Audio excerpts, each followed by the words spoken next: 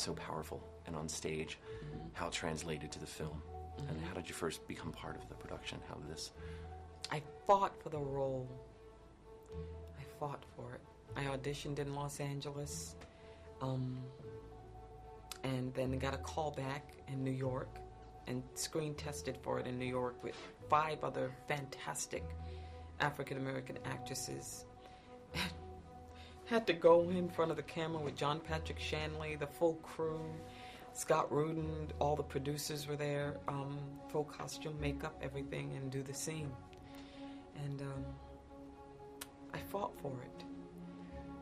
I auditioned for it. I feel like I won the role legitimately, and that makes me feel proud. And that's how I got it. And then, had you seen the play before? I'd never seen the play. I'd never read the play before I picked it up. 4 months before I got the role, I picked it up and started studying it. That's how bad I wanted it. Roles like this reach out to us, don't they? They make do you reach. They do. want them, fight for them. They do. And especially when you reach a point in your life where you recognize that they're rare. And you want so much to do good work. And you want so much to have a great character to play. And so you finally get to a point in your life where you're like, you know, I'm going to fight for this one. And that's what I did. And you yeah. Look at you it. fought and you won. You yeah. brought it to a glorious life. How was the rehearsal process for 3 weeks of rehearsal. We rehearsed just like you would rehearse a play. You know, we had all the rooms set up and the tape on the floor, and we discussed, and I'm going to say Meryl and Philip especially. We would have the play and the screenplay, and they would fight for some of the lines that were in the play to add them to the screenplay. Sure. And it was a fantastic time because you saw that these characters are extremely complicated. These scenes are long, drawn out, very verbal, very complicated. And so you've got to prepare before you get to the set. They live and breathe. They really do. These characters live and breathe. Absolutely. You can't just fly by the seat of your pants. In some roles you can now. You really can. But these you couldn't. My boy came to your school because they were going to kill him in a public school. His father don't like him. You come to your school, kids don't like him. One man is good to him, this priest. Then does a man have his reasons? Yes. Everybody does. You have your reasons, but do I ask the man why he's good to my son? No.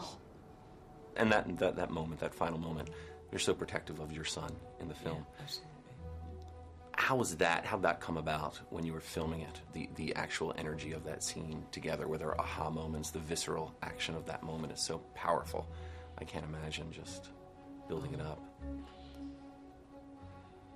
It helps when you're terrified.